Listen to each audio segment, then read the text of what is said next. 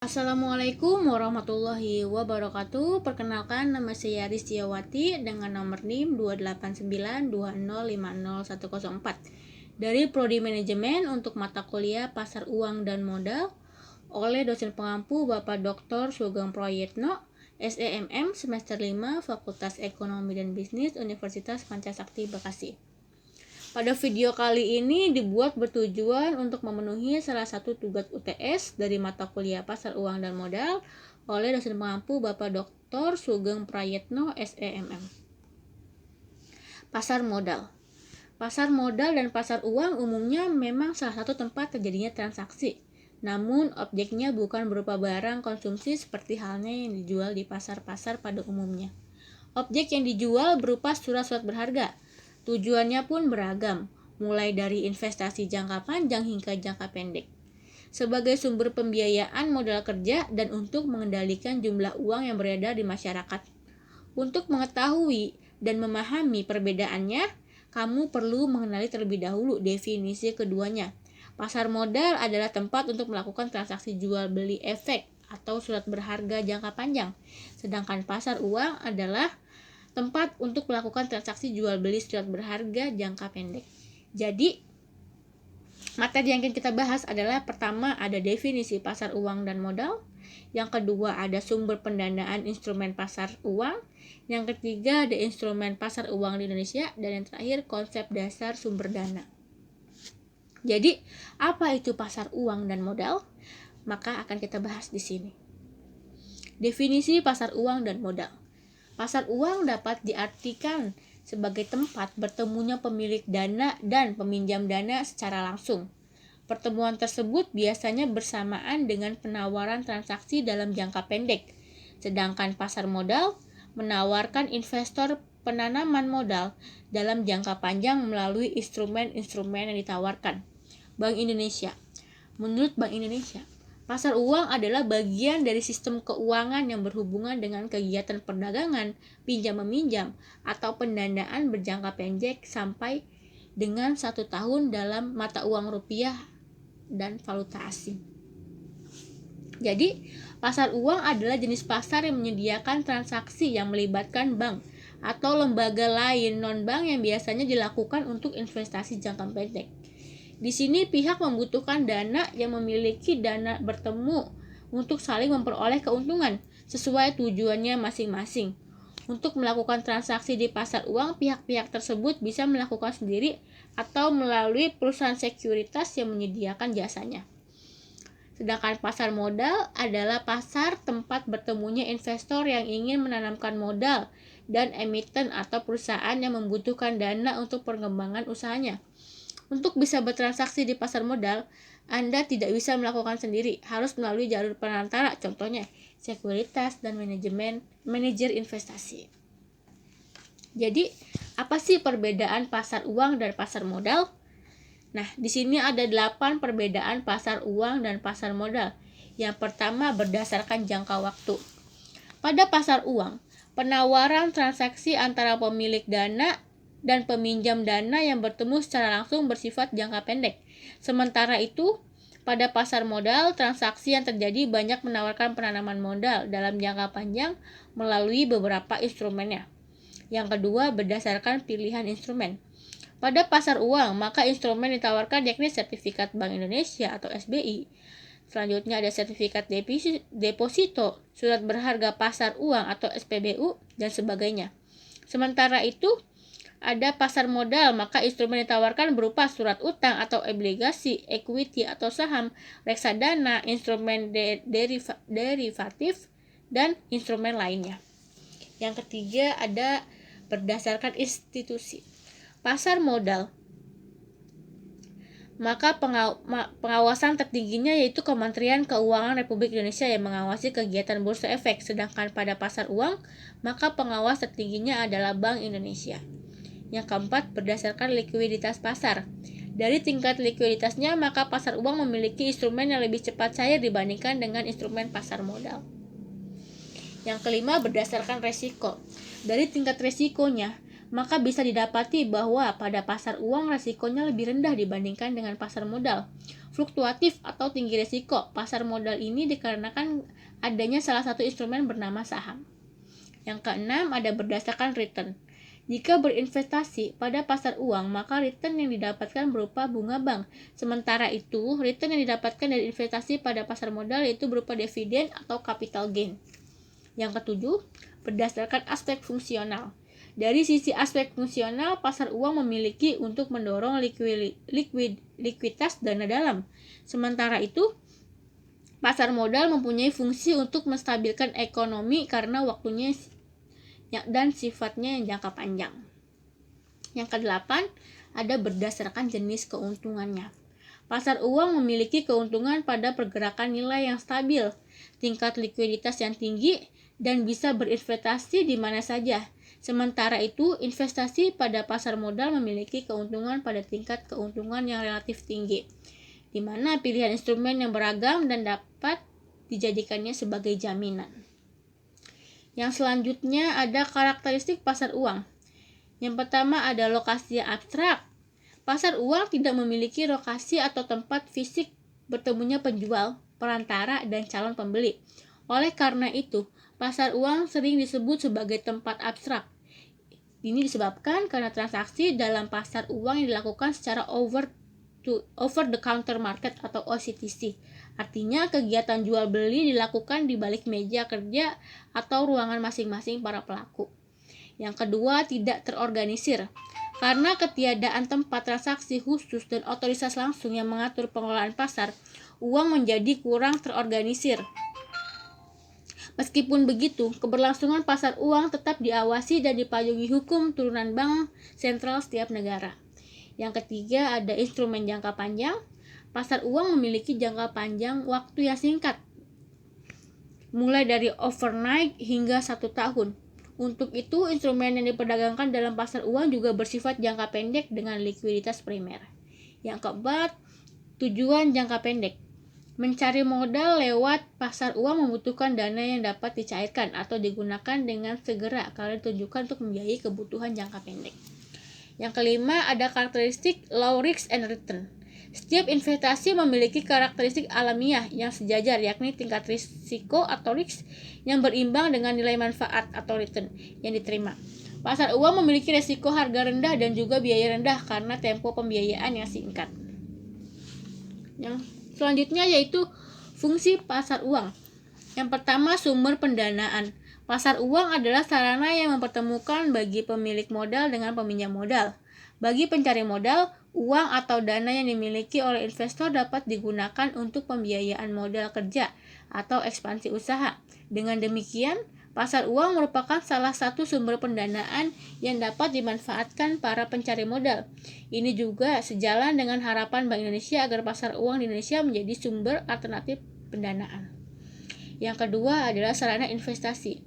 Pemilik modal dapat menyalurkan dana yang dimilikinya dalam pasar uang, sehingga uang tersebut dapat berputar bahkan memperoleh keuntungan di kemudian hari. Kegiatan ini juga disebut sebagai investasi. Yang ketiga, melibatkan partisipasi masyarakat. Dengan adanya pasar uang, masyarakat bisa menempatkan kelebihan dana yang dimilikinya melalui penjualan surat-surat berharga jangka pendek ini. Surat berharga jangka pendek ini diterbitkan oleh pemerintah guna memperoleh tambahan modal untuk mendukung pembangunan negara. Hal ini juga merupakan salah satu upaya pemerintah melibatkan peran masyarakat dalam pembangunan negara sebagai penanam modal atau investor. Yang keempat, menjaga stabilitas perekonomian. Salah satu tujuan utama pencari modal dalam jangka pendek adalah memenuhi kebutuhan mendesak akan pembiayaan. Ini bisa berlaku bagi perusahaan maupun perorangan jika kebutuhan itu tidak terpenuhi. Pendapatan sebuah perusahaan bisa saja terganggu bahkan mengalami pailit. Angka pengangguran pun tidak dapat dihindarkan dan berimbas pada defisit pertumbuhan ekonomi. Dan yang terakhir ada menjadi fasilitator dan mediator. Maksudnya di sini adalah pasar uang mempertemukan antara pihak yang memiliki kelebihan dana, investor atau pemilik, dengan pihak yang membutuhkan dana, atau peminjam atau pencari modal. Dengan ini, pasar uang menjalankan fungsinya sebagai fasilitator yang menjembatani penyaluran dana dari pemilik modal kepada peminjam modal. Itu kenapa disebut sebagai fasilitator dan mediator. Teman-teman, yang selanjutnya yaitu partisipan utama pasar uang. Di sini ada beberapa pihak yang terlibat dalam perdagangan pasar uang. Berikut adalah pelaku utama pasar uang yang berperan penting dalam sebuah transaksi di pasar uang. Yang pertama ada bank komersial. Menurut OJK, bank komersial adalah sebuah bank yang melakukan kegiatan usaha secara konvensional dan atau berdasarkan prinsip syariah dengan kegiatan yang memberikan jasa dalam transfer pembayaran. Bank komersial juga disebut sebagai bank umum. Bank yang biasa kita jumpai di Indonesia termasuk dalam kategori ini.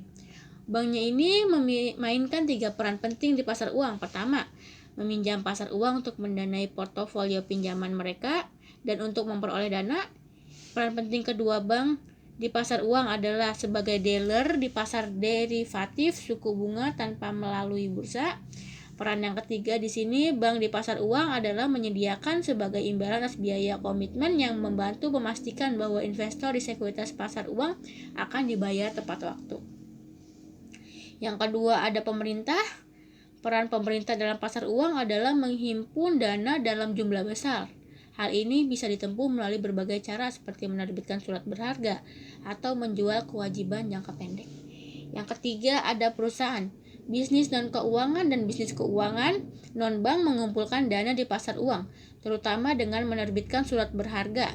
Dalam beberapa tahun terakhir, semakin banyak perusahaan yang memperoleh akses ke pasar ini. Perusahaan bisnis umumnya yang terlibat dalam perdagangan internasional juga menggalang dana di pasar uang melalui akseptasi bankir. Yang keempat ada bursa berjangka. Kontrak berjangka pasar uang dan opsi berjangka diperdagangkan di bursa terorganisir, di mana menetapkan dan menegakkan aturan perdagangan. Kontrak berjangka pasar uang adalah perjanjian standar untuk membeli atau menjual sekuritas pasar uang pada harga tertentu, pada tanggal tertentu di masa depan. Yang kelima ada broker and dealer. Secara sederhana, dealer mengelola perdagangan atau melakukan transaksi atas nama mereka sendiri. Sementara itu, broker memperdagangkan instrumen pasar uang untuk mewakili orang lain atau atas nama orang lain dengan imbalan yang dibayarkan kepada mereka. Dan yang keenam ada bank sentral. Bank sentral di sini adalah partisipan kunci di pasar uang. Sebuah bank sentral mengontrol pasokan cadangan yang tersedia untuk bank dan lembaga penyimpanan lainnya, terutama melalui pembelian dan penjualan tagihan, baik secara langsung di pasar tagihan atau secara sementara untuk perjanjian pembelian kembali. Selanjutnya yaitu sumber pendanaan instrumen pasar uang. Di sini ada 3, ada trade credit, short term loans, dan factoring. Trade credit, utang dagang, adalah uang yang terhutang kepada pemasok barang dan jasa sebagai akibat dari pembelian barang atau jasa pada satu tanggal, tetapi membayar barang tersebut di kemudian hari. Utang dagang dipandang sebagai sumber keuangan gratis karena bunga biasanya tidak dibebankan oleh pemasok, kecuali pembayaran telah jatuh tempo. Meskipun begitu, utang dagang mungkin saja membebankan biaya tersembunyi. Yang kedua ada short term loans. Pinjaman jangka pendek adalah nominal tertentu yang disepakati untuk diberikan oleh bank kepada pemohon beserta biaya pengaturannya, yang harus dibayar tergantung pada jumlah yang dipinjam dalam jangka waktu kurang dari 1 tahun. Ada 2 jenis pinjaman jangka pendek yang ditawarkan oleh bank, yaitu pinjaman tanpa pinjaman dan pinjaman dengan jaminan. Jadi ada 2 jenis. Yang pertama ada pinjaman tanpa jaminan dan pinjaman dengan jaminan. Yang ketiga ada factoring. Factoring merupakan pendanaan jangka pendek yang dilakukan dengan membelanjakan penerimaan kas yang berkaitan dengan faktur yang belum dibayar. Cara ini biasanya diterapkan oleh perusahaan yang menunggu pembayaran dan ditawarkan kepada perusahaan yang membeli piutang atau perusahaan faktor. Instrumen pasar uang di Indonesia. Yang pertama ada sertifikat Bank Indonesia atau SBI. Adalah salah satu instrumen pasar uang berupa surat berharga yang diterbitkan oleh Bank Indonesia dengan jumlah tertentu. Selanjutnya ada surat berharga pasar uang atau SPBU. Adalah instrumen pasar uang berupa surat berharga yang biasanya diterbitkan oleh bank umum. Namun SPBU hanya ditransaksikan antar lembaga penerbit dan BI. Sertifikat deposito telah digunakan oleh bank dan lembaga. Yang ketiga, selanjutnya itu commercial paper promise adalah surat promise jangka pendek tanpa jaminan yang diterbitkan oleh perusahaan dan pemerintah asing. Ya, teman-teman, yang selanjutnya ada call money. Menurut Eko Sudarmanto, DKK adalah kegiatan pinjam-meminjam dana antara satu bank dengan bank lain untuk jangka waktu pendek. Terus ada repurchase agreement, mengacu pada jenis transaksi di mana pelaku pasar uang memperoleh dana yang tersedia segera dengan menjual surat berharga dan secara bersamaan setuju untuk membeli kembali surat berharga yang sama atau serupa setelah waktu tertentu dengan harga tertentu, yang biasanya mencakup bunga pada tingkat yang disepakati. Yang selanjutnya ada bankers acceptance, adalah wesel yang ditarik dan diterima oleh bank. Sebelum diakseptasi, wesel bukan merupakan kewajiban bank, tapi hanya pemerintah penarik kepada bank untuk membayar sejumlah uang tertentu pada tanggal tertentu kepada orang yang disebut namanya atau kepada pembawa wesel. Yang selanjutnya ada sertifikat deposito. Telah digunakan oleh bank dan lembaga penyimpanan lainnya sebagai sumber dana yang dibeli dan sebagai sarana untuk mengelola posisi kewajiban mereka. Instrumen ini juga berupa surat berharga yang dikeluarkan oleh bank umum dalam suatu nominal jangka waktu dan tingkat bunga. Selanjutnya ada commercial paper promise, adalah surat promise jangka pendek tanpa jaminan yang diterbitkan oleh perusahaan dan pemerintah asing. Bagi banyak penerbit besar yang layak mendapatkan kredit, commercial paper promise adalah alternatif pembiayaan rendah untuk penjamin bank. Call money tadi sudah kita jelaskan. Repurchase agreement dan bank acceptance sudah kita jelaskan juga. Selanjutnya yaitu konsep dasar sumber dana. Sumber dana dari dalam perusahaan atau internal search. Sumber dana dari dalam perusahaan atau internal search dapat diartikan sebagai bentuk dana yang pemenuhan kebutuhan dana berasal dari dalam perusahaan itu sendiri. Dengan kata lain, dana dengan kekuatan atau kemampuan sendiri. Dana dari dalam perusahaan dapat diadakan dengan atau menggunakan laba cadangan dari sebagian sisa hasil usaha yang merupakan unsur dana sendiri sebagai sumber dana internal. Akumulasi penyusutan aktiva tetap karena jangka waktu penggunaan dari aktiva tersebut biasanya lama. Misalnya 5 tahun, maka cadangan penyusutan yang masih mengganggu dapat digunakan akan disebut sebagai sumber dana intensif. Dana dari dalam perusahaan terdiri atas yang pertama, dana yang berasal dari pemilik perusahaan. Yang kedua, saldo keuntungan ditahan kembali dalam perusahaan. Yang ketiga, ada surplus dana dan akumulasi penyusutan atau yang disebut sebagai cadangan dana. Yang terakhir ada terdiri atas nilai buku dan nilai pasar dari harta yang dimiliki perusahaan. Yang kedua, ada sumber dana dari luar atau perusahaan. Sumber dana dari luar perusahaan atau external search adalah pemenuhan kebutuhan dana diambil atau berasal dari sumber-sumber dana yang ada di luar perusahaan. Dana yang berasal dari luar perusahaan berasal dari kreditur, adalah utang bagi perusahaan yang disebut sebagai dana pinjaman. Dana pinjaman yang dimaksud adalah dana yang didapat dari pihak ketiga atau kreditur. Berdasarkan pengertian tersebut, dapat diasumsikan bahwa sumber dana terdiri atas berkurangnya aktiva lancar selain kas, berkurangnya aktiva tetap, bertambahnya setiap jenis utang, bertambahnya modal, dan terakhir adanya keuntungan dari operasi perusahaan.